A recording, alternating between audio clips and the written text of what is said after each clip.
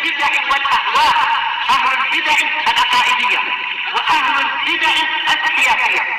أنا أقول بيننا وبينكم السلف، بيننا وبينكم الكتب، كان فيقول البدع بيننا وبينكم الجنة. الحمد لله رب العالمين، والصلاة والسلام على رسوله الأمين وعلى آله وأصحابه ومن تبعهم بإحسان إلى يوم الدين. Amma ba'd. Kemarin kita telah masuk pada pembahasan nama-nama yang thabit berdasarkan as-sunnah. Kita membaca berapa nama? Baca berapa nama indah ya Dimas? 3, yaitu Al-Jamil, Al-Hakam, Al-Hayy. Kenapa Al-Jawad tidak kita ikutkan? Indah ya Hanafi. Padahal di sini Al-Jawad dituliskan oleh Syekh rahimahullah.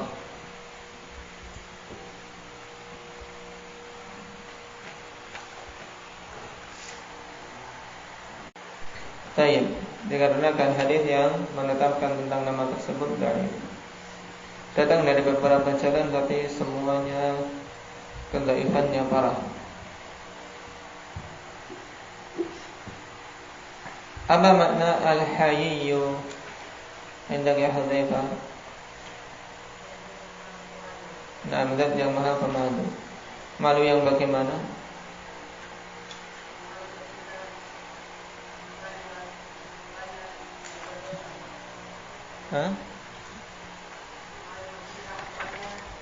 Ketika hambanya berbuat dosa melakukan kezaliman untuk apa?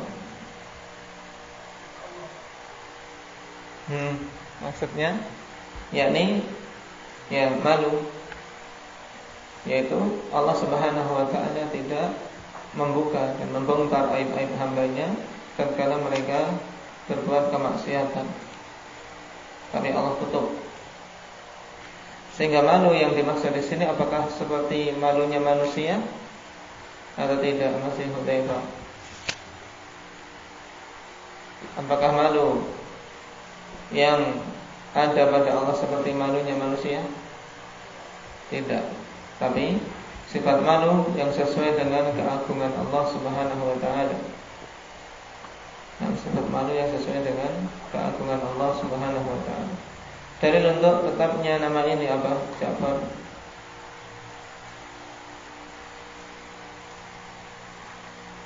Bahwasanya Al-Hayyu termasuk nama di antara nama-nama Allah. Hadits Anas,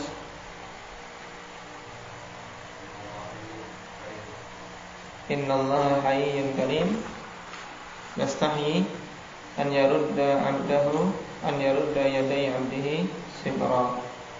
Nah, baik.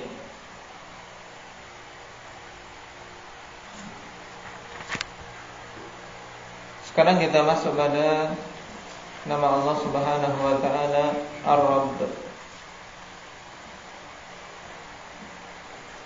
Qala Allah ta'ala tabarakallahu rabbul alamin. Wa qala wa huwa rabbu kulli syai'. Dan yang paling jelas apa dalil yang lain yang paling mudah? Alhamdulillahi rabbil alamin. Di ayat keberapa dari Al-Fatihah? Ayat yang pertama. Nah, baik. Segala puji bagi Allah Subhanahu wa ta'ala, Rabb semesta alam. Dan dalil dari Al-Quran banyak tentang nama Allah Subhanahu wa ta'ala Ar-Rabb, yang sebenarnya alhamdulillah, baik, nama ini dimasukkan dalam apa? Dalam kategori sebelumnya yang sabit berdasarkan Al-Quran. Nah, berdasarkan Al-Quran, tidak hanya dengan As-Sunnah saja. Tapi kemungkinan Syekh rahimahullah taala menginginkan lafaz yang betul-betul ar-Rabb. Karena kebanyakan dalil-dalil dalam Al-Qur'an qaulilah ar-Rabb diidhafahkan Rabbul Alamin, Rabbu kulli syai'. Nah, adapun dari as-sunnah memang datang ar-Rabb demikian dengan alif lam. Dalilnya itu hadis Ibnu Abbas radhiyallahu anhuma di mana Rasul sallallahu alaihi wasallam mengatakan amma ruku'u fa'azzimu fihi rabba.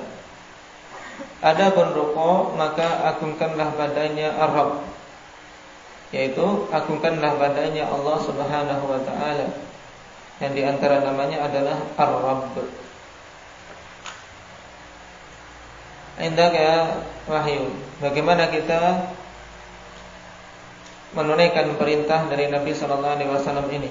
Ada merukuk maka agungkanlah Rabb padanya. Bagaimana kita mengamalkannya? Nah, dengan membaca Subhana Rabbiyal Azim.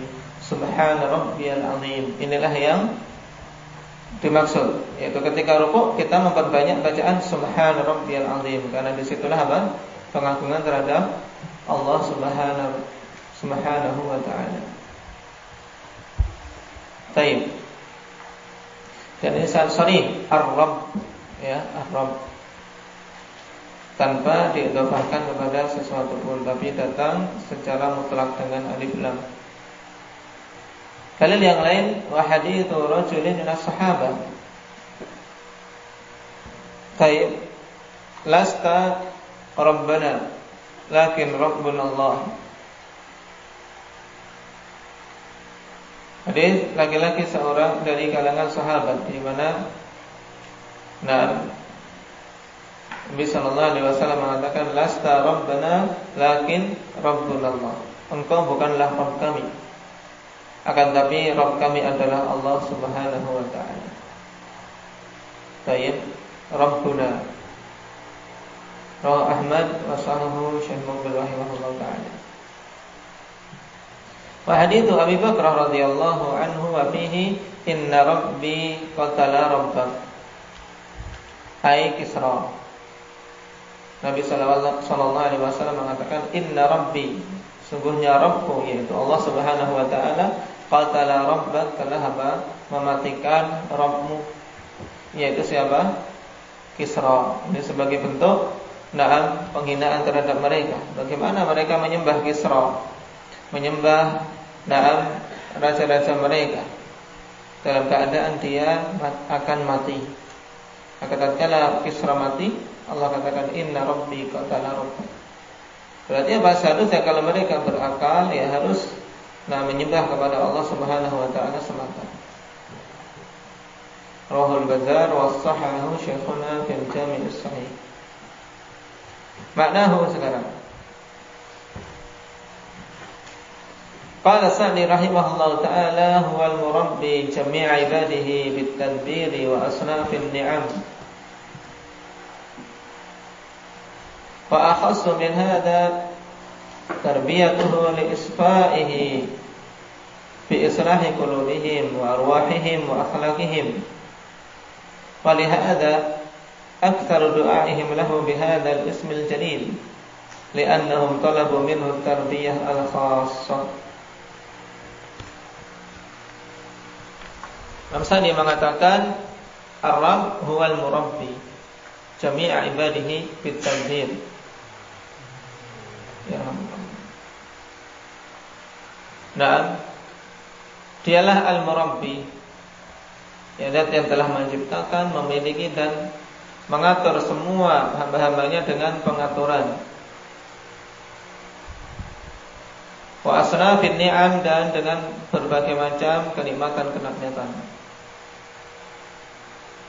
Wa akhassu min hadza tarbiyatuhu li isfa'ihi bi islahi qulubihim, dan lebih khusus dari ini, dari sekedar pengaturan. Mengatur keadaan hamba-hambanya, diberi berbagai macam nikmat.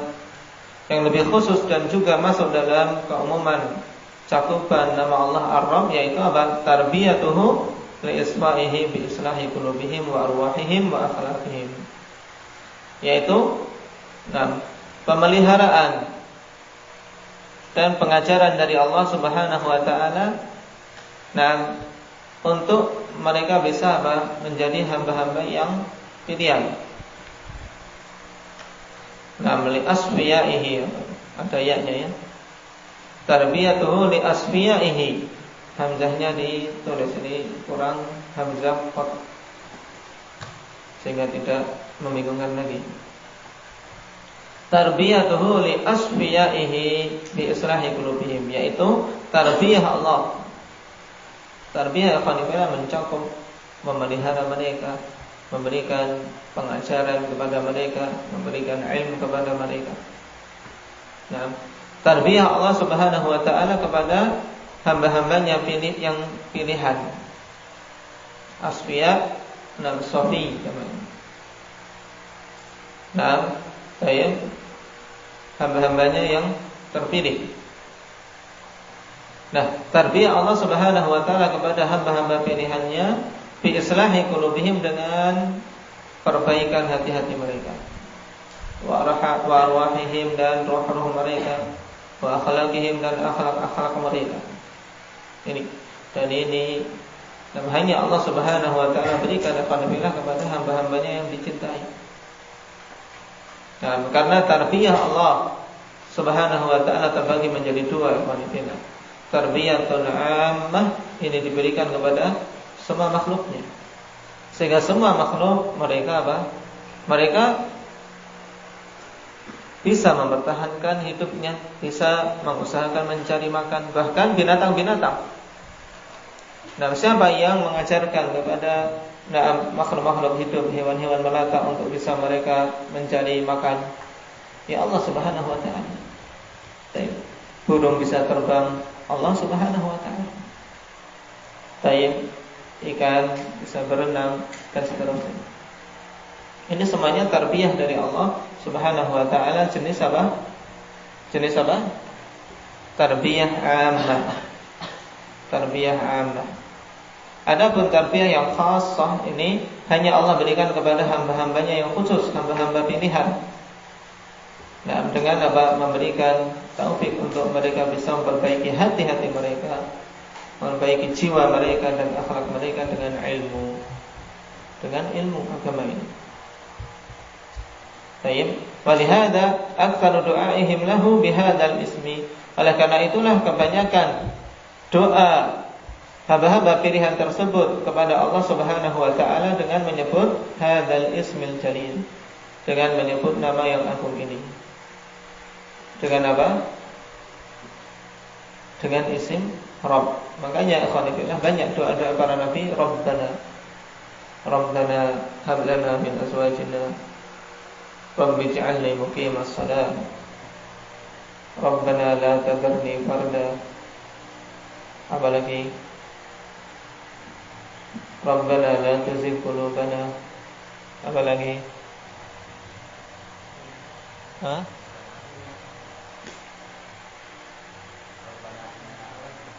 Rabbana innana amanna faghfir lana dhunubana wa qina adzabannar.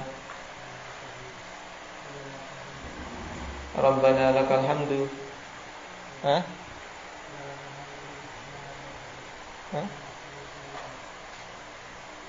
Baik, dari dalam as-sunnah.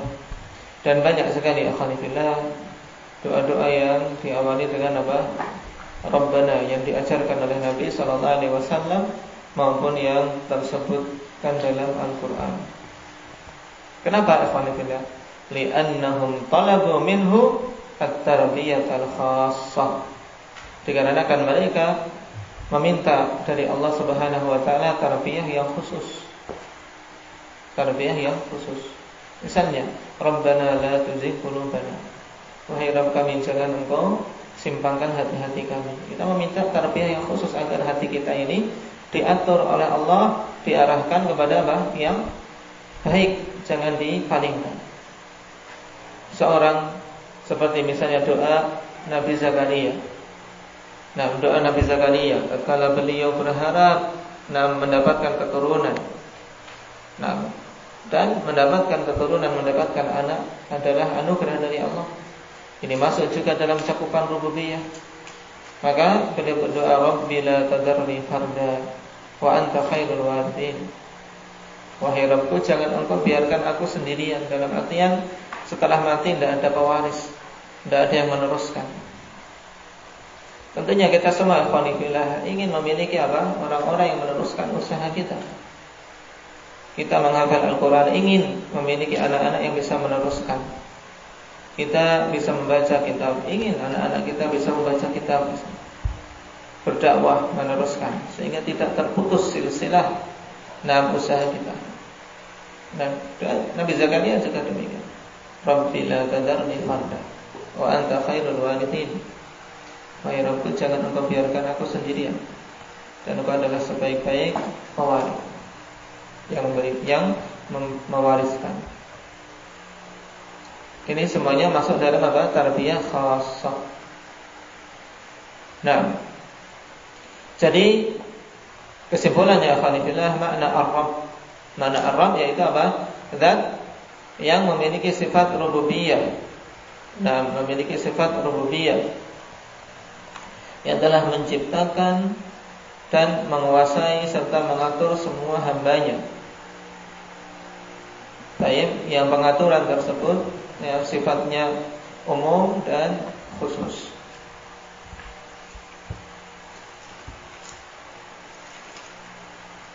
Tanbihun, ada catatan. Ismur Rabbi minal asma'il lati. Nah, di sini titiknya kurang satu. Ismur Rabbi minal asma'il lati thabatat fil kitabi aidan kama ra'aita. Nama Allah Subhanahu wa taala Ar-Rabb termasuk di antara nama-nama yang sabit berdasarkan Alkitab juga sebagaimana engkau melihatnya. Nah, dalil banyak. Alhamdulillahirabbil alamin. Bahkan di ayat yang pertama dari Al-Fatihah. Nama berikutnya Ar-Rafiq. Dalilnya hadits Aisyah radhiyallahu anha, innallaha rafiqun yuhibbur rifqa. Sungguhnya Allah Subhanahu wa taala itu Rafiq, zat yang maha penuh kelembutan.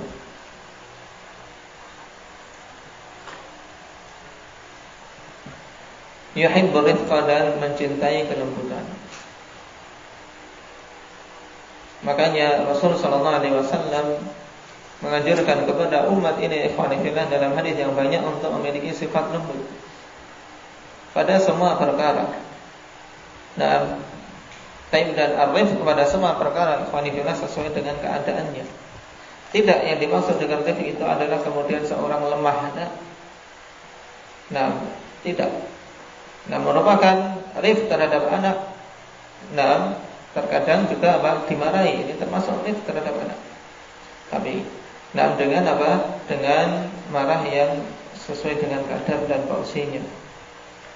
Kenapa? Karena bukan merupakan rif kemudian anak sama sekali tidak pernah dimarah. Kita harus lemah lembut terhadap anak dalam artian apapun tidak pernah dimarah. Salah, melakukan kemungkaran, melakukan tindakan yang menyelisih adab, ini dibiarkan saja. Ini bukan rif.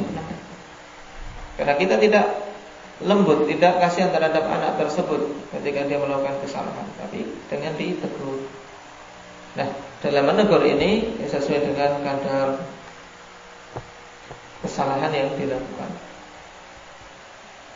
Nah, makanya Nabi sallallahu alaihi wasallam mengatakan innar rifqa la yakunu fi syai'in illa zana wala yunza'u min syai'in illa syana. Sesungguhnya kelemah lembutan tidaklah ada pada suatu perkara kecuali akan menghiasinya.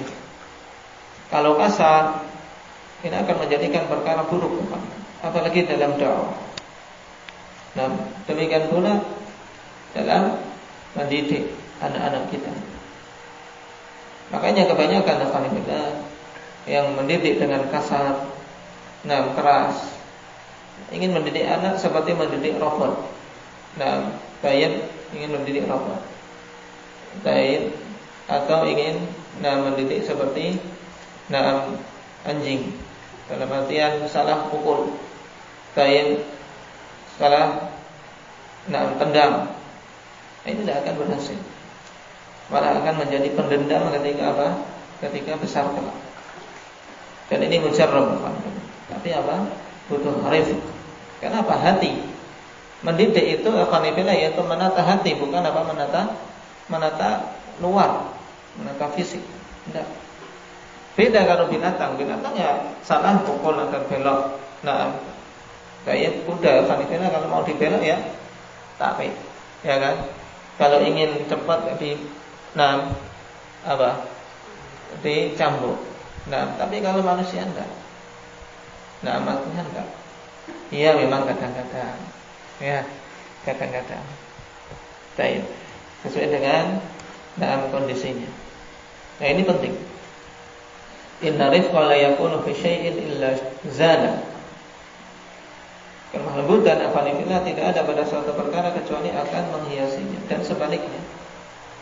Nah, apabila tercabut sikap rifq, ini akan menjadikan perkaranya buruk. Misalnya seorang baru belajar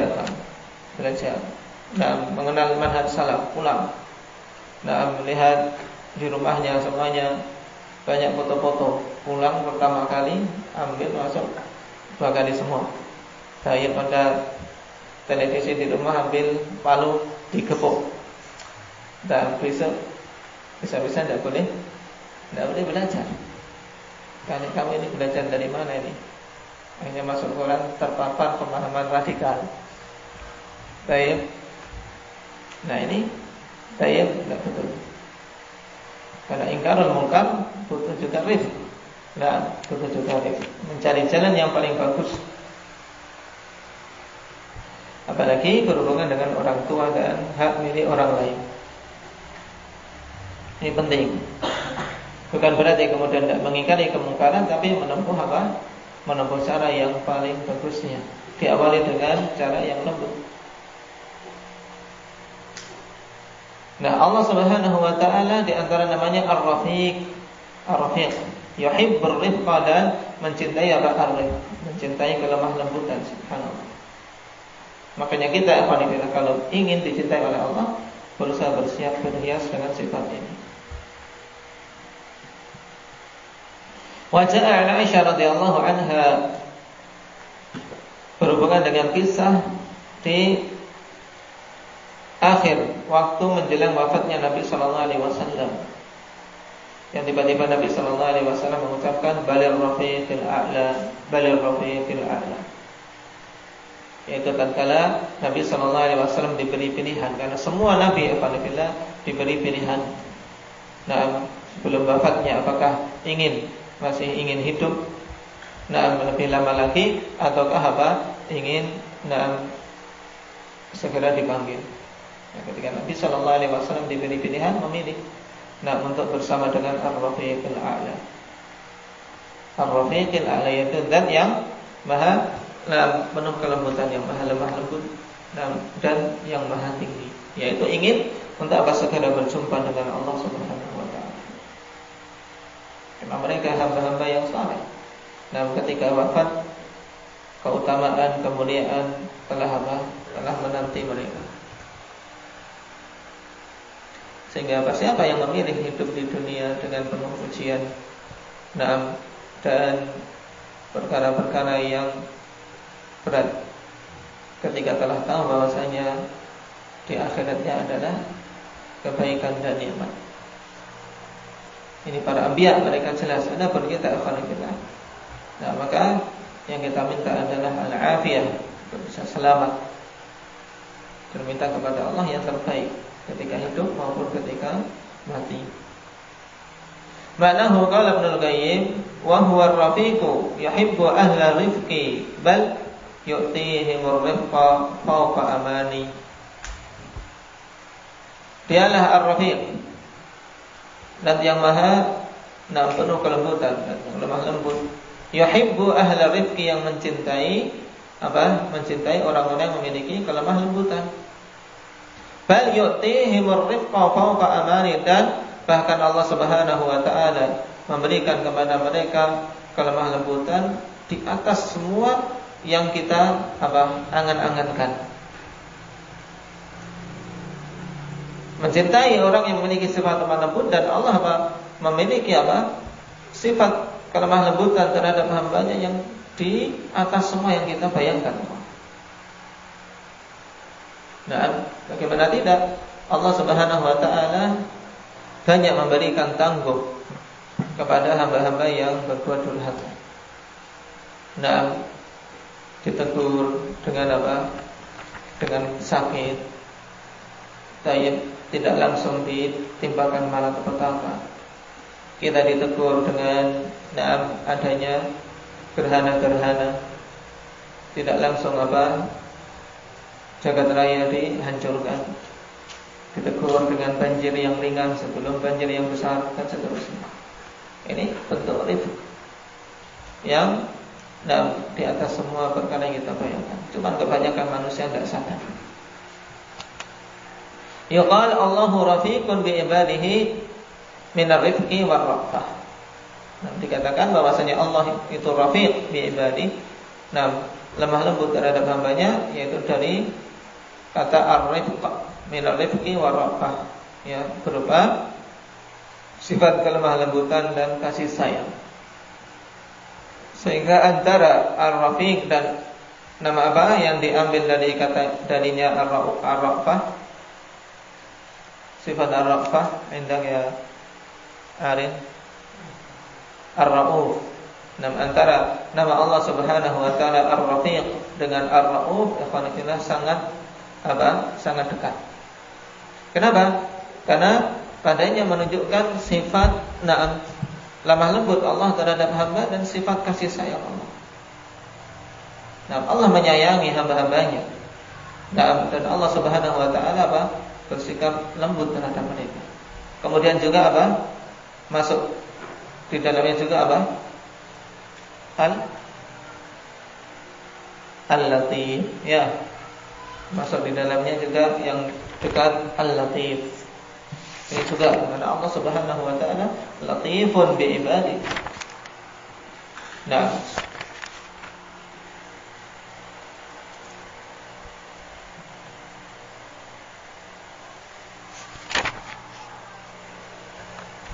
sehingga zat yang seperti ini sifatnya afanillah tentunya merupakan suatu kedurhakaan yang besar, tatkala seorang hamba tidak mau menunaikan perintah-perintah tapi malah menerjang larangan-larangan. Harusnya kita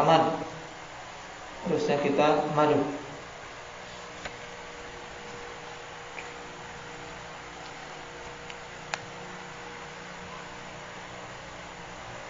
Kemudian nama berikutnya as-subbuh. As-subbuh dengan tasydid.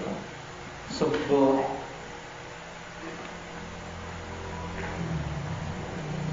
Dalilnya hadits an Aisyah radhiyallahu anha, wa fihi subbuhun quddusur rabbul malaikati waruh.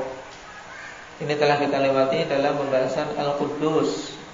Nah, zikir dibaca kapan ini? Subbuhun quddusur rabbul malaikati waruh. Ahmad, di antara zikir rukuk maupun sujud. Nah, maknahu qala al-Khattabi as-subbuh al-munazzahu an kulli aibin. As-subbuh al-munazzahu an kulli aibin, yaitu zat yang tersucikan dari semua aib. Nah, jabilah di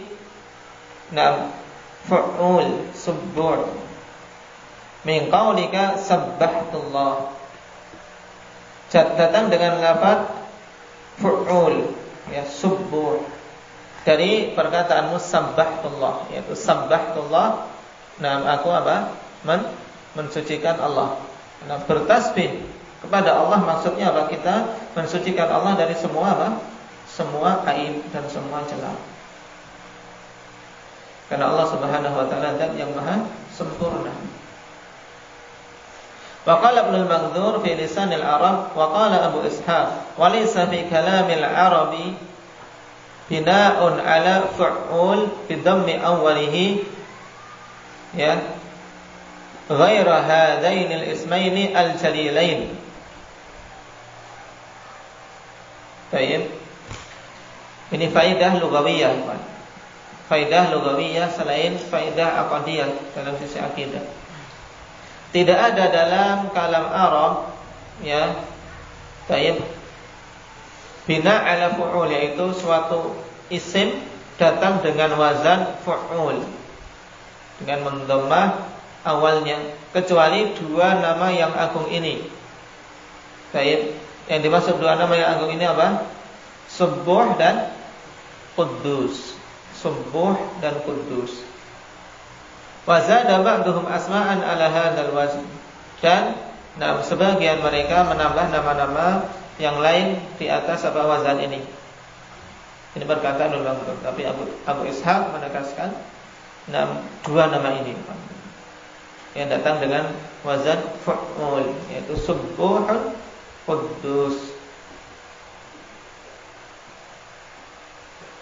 Wa naqala an-Nawawi rahimahullah anna subuha huwa Allah azza wa jalla.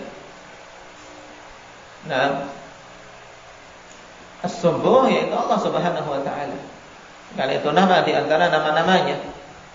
Wa makna subuh al-mubarra'u min kulli naqaisi wasy-syarik wa kulli ma la yaliqu bil ilahiyyah. Hamzahnya dikebawahkan. Bil ilahiyah. Makna subuh yaitu al-mubarra' min kullin naqais wasyarik, yaitu zat yang terbebas, ya, terjauhkan dari semua kekurangan-kekurangan dan dari semua sekutu, serta semua perkara yang tidak pantas bagi sifat keilahian. Secara ringkasnya berarti apa? Yaitu zat yang tersucikan dari semua aib, ya, semua kekurangan. Ini makna subuh. Nah, kalau Quddus dulu apa? Makna Quddus apa dulu, Ridwan? Hampir sama ya, tidak? Nah, subuh dan Quddus juga. Nah, Quddus juga apa? Zat yang maha suci, yaitu dalam artian yang tersucikan dari semua aib dan celah. Juga nama yang hampir sama apa? Rifki, As-Salam. As-Salam. Nah, As-Salam ini juga apa? Menetapkan kesucian Allah Subhanahu wa taala dari semua aib dan celah. Ada yang lain? Apa yang lainnya? Ahmad.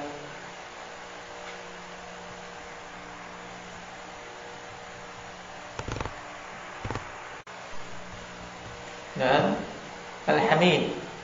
Ya, Al-Hamid menetapkan sifat kesempurnaan, berarti kelazimannya terjauhkan dari semua sifat-sifat kekurangan. Nah, jadi kedekatan dari si lazim dari nama tersebut. Jadi tiga nama Al-Ilah yang sangat jelas menunjukkan apa? Tersucikannya Allah dari semua aib-aib dan celah, yaitu As-Salam, As-Subuh, dan Al-Quddus. Wallahu ta'ala. Naktubu bihadza subhanallah.